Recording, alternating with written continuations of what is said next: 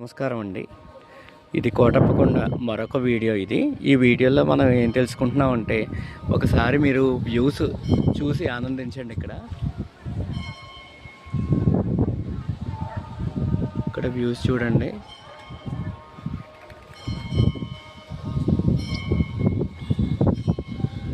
అతిపెద్ద వినాయకుడు.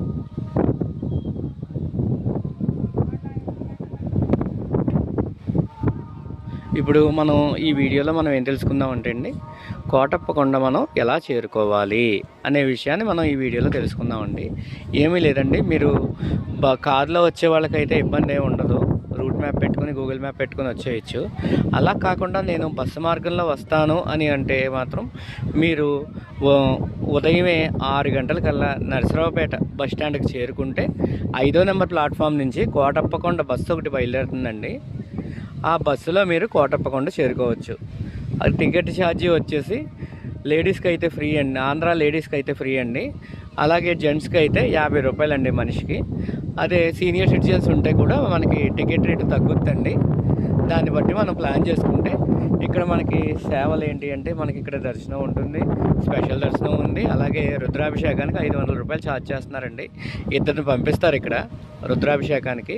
మనకి సుమారుగా ఒక అరగంట 40 నిమిషాలు అలా పడుతుంది. మనకు గోత్రనామాలు చెప్పి ఇక్కడ అయ్యవారే అన్నీ చేస్తారనమాట. మనం చేయడానికి ఏమి ఉండదు. చేసుకుని మనం ఆఖరిని మనకి ప్రసాదం ఇస్తారండి.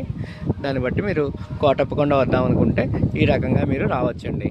అదే మీరు ట్రైన్లో రావాలి అంటే మాత్రం మీరు నరసరావుపేట చేరుకుంటే, నరసరావుపేట నుంచి మీకు ఆటో పెట్టుకుంటే ఆటోకి 400 రూపాయలు అలా ఛార్జ్ చేస్తారండి. పైకి కొండకు తీసుకొచ్చేస్తారు.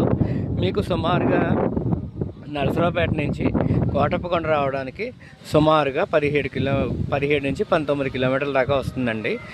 అలాగే ఇక్కడ ఫ్రీ అకామిడేషన్ ఉంది. రూమ్స్ కూడా చాలా తక్కువ రేట్. అమ్మవారు, ఇది గొల్లబామ అమ్మవారు. ఇక్కడ నేను మీకు ఇందాక వీడియోలో చెప్పాను కదా, ఈ రకంగా ఉంటుందండి. ఇవి కొండ దిగువకి వెళ్ళడానికి 901 మెట్లు ఉంటాయండి. ఇక్కడ ఇలా మనం దిగువకి వెళ్ళొచ్చు. ఇక్కడ వ్యూ పాయింట్ కూడా చాలా బాగుంటుంది చూడడానికి. మళ్ళీ నెక్స్ట్ వీడియోలో మనం కలుసుకుందామండి.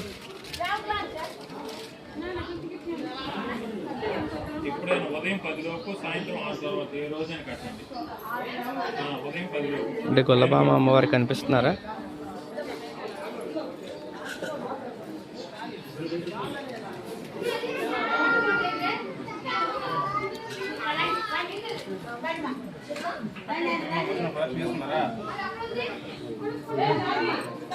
Para